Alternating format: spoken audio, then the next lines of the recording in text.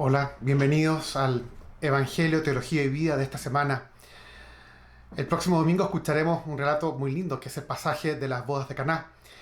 Ya estamos en el tiempo ordinario de la liturgia, pero todavía se nos sigue presentando la Epifanía del Señor, esta vez a través de la imagen de las bodas de Caná. Epifanía ya sabemos que significa la manifestación del rostro de Dios. La gran pregunta que nos hacemos para este Evangelio es cuál es el rostro de Dios que nos quiere revelar, en este caso, el Evangelio de Juan. Este domingo escucharemos entonces un pasaje que nos parece simple. Sorprende la importancia que le da Juan, ¿cierto? Iniciando su Evangelio prácticamente con él. Es el primero de los signos de Jesús. Y de hecho va a terminar con una afirmación diciendo: Jesús manifestó su gloria y sus discípulos creyeron en él. El agua cambiada en vino podría parecer excesivo, ¿cierto? Que esta sea como la gloria que se manifiesta. Mucho más claro nos queda con un texto como la resurrección de Lázaro o el mismo Cristo en la cruz. De hecho, hay un montón de cosas de este pasaje que son curiosas. Los invitados ya han bebido mucho, se les acabó el vino. Llama la atención que Jesús, en vez de pedir moderación en la fiesta, pida en cambio 600 litros de agua para convertirlos en vino. Además de todo esto, ¿es necesario hacer este milagro? ¿No habría sido mucho más fácil hacer una colecta y comprar más vino? ¿No parece un milagro vinculado como a una urgencia? Algunos ven en este texto como una insistencia, una forma de complacer la insistencia de la Madre de Jesús, y tal vez entenderlo este texto principalmente con clave mariana. Llaman la atención algunos elementos más, como que Jesús habla de la Madre y no de María. No era común esto en la forma rabínica de referirse a la Madre. No lo encontramos así en ninguna escritura rabínica. Todo esto nos indica que, visto como una crónica, este pasaje no nos coincide en muchas cosas. La conclusión que por mucho tiempo se sacó de este pasaje era que había que recurrir a María para que ella insistiera a Jesús, ¿cierto? Y así lograr el milagro de lo que le pedimos. Pero el mismo evangelista nos cuenta de que se trata del primer signo. El evangelista presenta un lenguaje lleno de imágenes bíblicas. Para entender el verdadero mensaje, tenemos que recurrir a ellas. Se trata de un mensaje profundo. No basta con quedarnos en la superficie de la narración o de la crónica, sino que es una invitación a profundizar a través de imágenes bíblicas. Vamos a nuestro texto. Se celebraron unas bodas en Caná de Galilea, y la madre de Jesús estaba allí. Jesús también fue invitado con sus discípulos. Y como faltaba vino, la madre de Jesús le dijo: «No tienen vino». Jesús le respondió: «Mujer, ¿qué tenemos que ver nosotros? Mi hora no ha llegado todavía». Pero su madre dijo a los sirvientes: «Hagan todo lo que él les diga». Había allí 6 tinajas de piedra destinadas a los ritos de purificación de los judíos, que contenían unos 100 litros cada una. Jesús dijo a los sirvientes: «Llenen de agua estas tinajas». Y las llenaron hasta el borde. «Saquen ahora», agregó Jesús, «y lleven al encargado del banquete». Así lo hicieron. El encargado probó el agua cambiada en vino, y como ignoraba su origen, aunque lo sabían los sirvientes que habían sacado el agua, llamó al esposo y le dijo: «Siempre se sirve primero el buen vino, y cuando todos han bebido bien, se trae el de calidad inferior. Tú, en cambio, has guardado el buen vino hasta este momento». Este fue el primero de los signos de Jesús, y lo hizo en Caná de Galilea. Así manifestó su gloria, y sus discípulos creyeron en él. La primera imagen bíblica que tenemos que tomar, ¿cierto?, de este texto es la imagen de la fiesta de matrimonio. Se trata de un matrimonio extraño. Aquí no aparecen en el texto bíblico los esposos. La esposa no aparece definitivamente. Y la referencia al esposo solo es cuando se le llama para felicitarlo. Pero el esposo en verdad no dice ni hace nada en este texto. ¿Por qué es esto? Bueno, porque está hablando de otro matrimonio. Es la fiesta anunciada por Juan Bautista cuando dice: «Yo soy el amigo del esposo». Pero el esposo ya está llegando y alégrense por eso. El esposo, sin duda, es Jesús. Y en el Antiguo Testamento, el matrimonio es una verdadera parábola del amor de Dios con Israel. Vemos que la Escritura no quiere presentar a un Dios como patrón, que exige trabajo y que paga al final de la jornada, sino que Dios ha querido presentarse como el esposo que ama perdidamente a Israel, la esposa. Algunos textos que encontramos que son lindísimos. El de Oseas, capítulo 2. En aquel día me llamarás esposo mío, ya no me llamarás ídolo mío. Me casaré contigo para siempre. Me casaré contigo en justicia y en derecho, en afecto y cariño. Me casaré contigo en fidelidad y conocerás al Señor. O el texto de Isaías: como un joven se casa con su novia, así te desposa el que te construyó. La alegría que encuentra el esposo con su esposa, la encontrará tu Dios contigo. O Jeremías: recuerdo tu cariño de joven, tu amor de novia, cuando caminábamos juntos por el desierto. O el texto de Isaías 54 que escuchamos hace poco como primera lectura: aunque se retiren los montes y vacilen las montañas, no te retiraré mi afecto, ni mi alianza de paz vacilará. Dios es un esposo que no traiciona a la esposa, aunque ella lo abandone. No puede hacer otra cosa que amarla. En el fondo, Dios está envuelto en un amor pasional por Israel. Esta esposa, que es Israel, representa en verdad a toda la humanidad, de la cual Dios está perdidamente enamorado. Ahora bien, esta fiesta ya no era tal. Israel había instaurado una relación con Dios propia del operario, el dependiente, el que tiene que presentarse puntual al trabajo. Así era la vida que giraba en torno al templo de Jerusalén, convirtiendo la relación con Dios en algo comercial. A través de los sacrificios se ganaba el favor de Dios. Ellos observaban los preceptos, los mandatos, y obtenían la bendición de Dios. Protección para la familia, para los animales, una buena cosecha, la buena salud.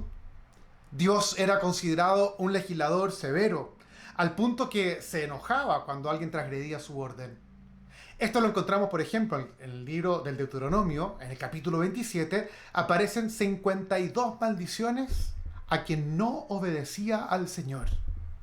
Y para esto, en el pueblo de Israel, eran necesarias continuas purificaciones, porque en el fondo todo produce impureza en nosotros. Pareciera que todo nos aleja de Dios. Las 6 jarras de purificación que aparecen en este texto nos hablan de una imperfección. El número perfecto es el número 7. Estas jarras eran para los ritos de purificación judía. Son de piedra, como la ley que había sido escrita sobre la piedra, pero están vacías porque han perdido su función. Es signo de una religión del deber, donde se sirve para recibir la paga según los propios méritos, pero se sienten siempre deudores de Dios. Una religión así no puede producir alegría. Solo produce ansias, aprehensiones, inquietud. Había 613 preceptos que observar y era imposible cumplirlos todos. Siempre había algo de qué purificarse. No había alegría ni gozo en la relación con Dios. Solo había un deber por cumplir. Fíjense que el texto bíblico dice que falta el vino. Y en el Antiguo Testamento se habla 141 veces, aparece el término vino. Y 34 veces en el Nuevo Testamento. O sea, es muy común el tema del vino. De la vid también se habla más de 50 veces en el Antiguo Testamento y más de 10 veces en el Nuevo Testamento. Hay que ser claro, viene condenada la embriaguez, pero el vino es símbolo de la alegría, del gozo y del amor.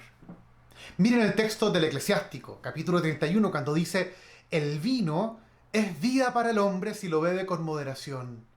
¿Qué vida es esa cuando falta el vino, que fue creado desde el principio para alegrar?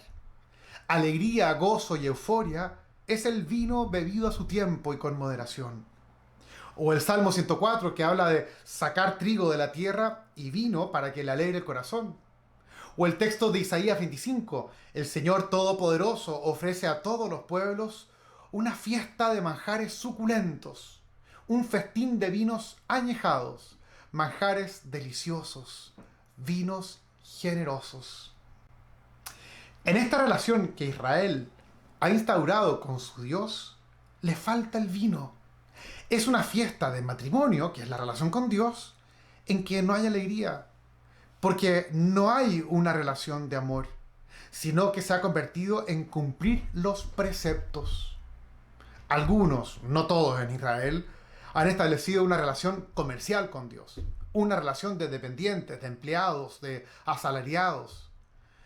Habían otros que habían cultivado una relación de amor íntima con Dios, y es lo que vamos a encontrar en los salmistas o en alguno de los profetas. Pero el mundo vinculado a los fariseos, los escribas y los sacerdotes del templo habían inculcado en la gente, en la comunidad, otra espiritualidad. Hay que observar los preceptos. No había alegría, faltaba el vino. Quien se da cuenta de que esta situación es insostenible no son los sumos sacerdotes o los guías del pueblo, sino que en este texto de las bodas de Caná va a ser la madre. ¿Quién es esta madre que aparece? Curiosamente no se habla de María, sino que se habla de la madre.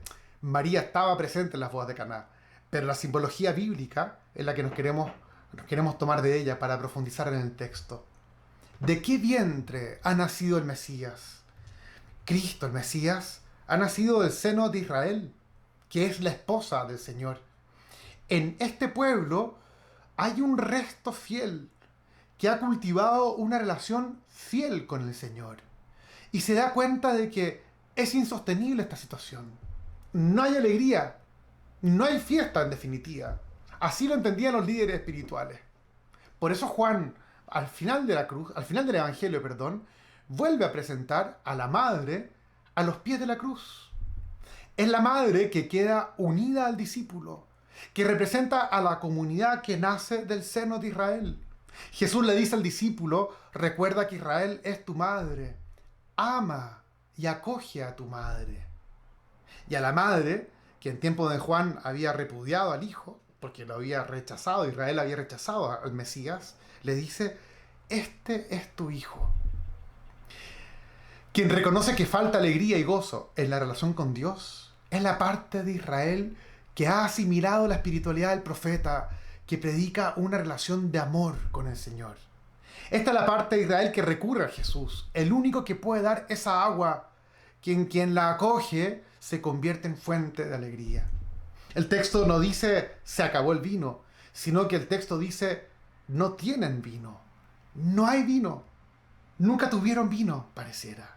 Y la respuesta de Jesús es extraña. Mujer, ¿qué tenemos que ver nosotros? Mi hora no ha llegado todavía. ¿Qué tenemos que ver nosotros? Puede referirse a esa parte de Israel que no recurre a él, que lo rechaza, que no está dispuesto a aceptarla. Y el tema de la hora es muy bonito. San Juan vuelve a aparecer, ¿cierto?, al final de su evangelio. Podría entenderse, se ha interpretado, de hecho, como algo: mira, no es el momento para hacer un milagro porque no ha llegado mi hora. Pero más bien podemos entenderlo como una afirmación. Mi hora no ha llegado todavía. Este es el momento de hacer fiesta y de celebrar con el vino.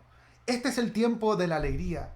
La hora de Jesús, sabemos que al final del evangelio será la cruz, cuando se manifieste la verdadera gloria de Dios. Cristo lo dirá en Juan capítulo 17. Padre, ha llegado la hora, glorifica a tu Hijo. Ya sabemos que glorificar no es aplaudir, sino que la gloria de Dios es cuando Jesús manifiesta la plenitud del amor. Ahí será el momento pleno en que donará su vino, que es la relación alegre con Dios. La madre, la Israel que es fiel y que espera al Señor, que espera que el Señor instaure el banquete de bodas, la fiesta definitiva, esa madre Israel es la que apunta a Jesús y dice: hagan todo lo que Él les diga. Ella ha comprendido de dónde puede venir la alegría y les dice que vayan a buscar el agua del esposo, Jesús, esa agua que es su espíritu. Aquí vuelven a aparecer, ¿cierto? Aquí aparecen las jarras, que indican una religión antigua, de la que ya no se obtiene alegría ni gozo. El número 6 de estas jarras habla de imperfección. Esto se refiere a lo que estaba establecido por la tradición. Nosotros hoy día tenemos la tentación de retornar a esta religión antigua, a la religión de las jarras, la que nos da falsa seguridad, pero de la que nos cuesta un montón movernos. Pensamos que la religión se trata de cumplir un rito o una norma. Es la religión de los méritos, donde es muy fácil clasificar entre los buenos y los malos, los que cumplen y los que no cumplen. Esto es lo típico del asalariado. Se nos ha inculcado por mucho tiempo esta espiritualidad y nos cuesta movernos de ahí porque la encontramos segura. De hecho, cuando hablamos de práctica religiosa, es un término que asociamos con fiesta, con alegría, o se nos viene a la mente sacrificio, seriedad, el cumplimiento de normas. Nuestras comunidades parroquiales, que se reúnen los domingos, ¿cierto?, a celebrar la Eucaristía, ¿cómo llega la gente que viene a la Eucaristía? ¿Llegan felices porque después de una semana de trabajo arduo se encuentran con el resto de la comunidad y van a celebrar juntos la alegría de sentirse amados por Dios? ¿Esa es la actitud que vemos en nuestras comunidades?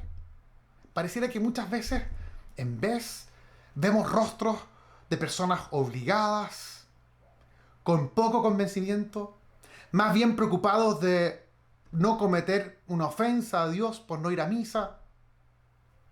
No es siempre así, pero por desgracia abunda esto en nuestras comunidades. ¿Qué relación con Dios es esta? Que es como se siente amenazada bajo pena de pecado mortal. En esta experiencia no existe el gozo. Esta no es una relación esponsal de quien se siente amado de forma incondicional. Es importante preguntarnos qué imagen es la que nuestra comunidad cristiana refleja. ¿Qué ven, por ejemplo, los jóvenes en nuestras comunidades o los no creyentes? A veces cultivamos una espiritualidad que atrae a la gente, pero lo hace a través de la amenaza, del miedo, y que tiene muy poco de evangelio.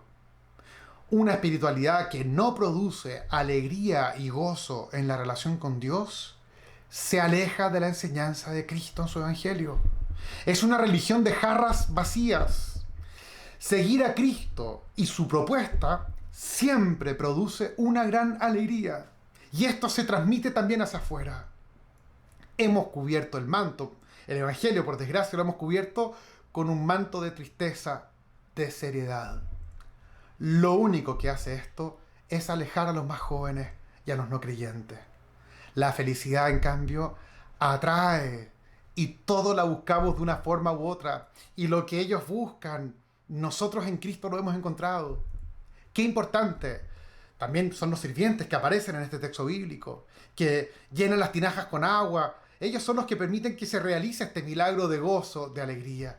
Nuestras comunidades cuentan también con ellos. No todos vienen obligados ni con caras largas. Hay gente extraordinaria, nuestros catequistas, nuestros ministros, las familias que vemos gozosas en la Eucaristía. Fíjense que el texto bíblico habla no de vino bueno, sino que habla de vino bello. En griego, ton kalon oinon.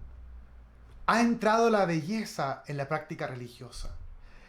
Una práctica que producía ansiedad y angustia, ahora se ve envuelta en la belleza. El retorno a lo viejo, a lo anterior, es una tentación constante. Escuchamos constantemente esa nostalgia por la práctica religiosa antigua. Incluso se dice que era bella, pero no era bella. La belleza está en realizar esa relación de amor con Dios. Y esa práctica antigua no la produce. Tenemos el peligro de querer retornar a la antigua práctica porque daba una falsa seguridad, pero en verdad no cambiaba la vida. Termina el texto hablando de la gloria de Jesús. Gloria que se manifiesta cuando nos muestra cuánto nos ama. En este primer signo realizado en Caná, ha mostrado su rostro amable, que quiere la felicidad y la alegría para todos.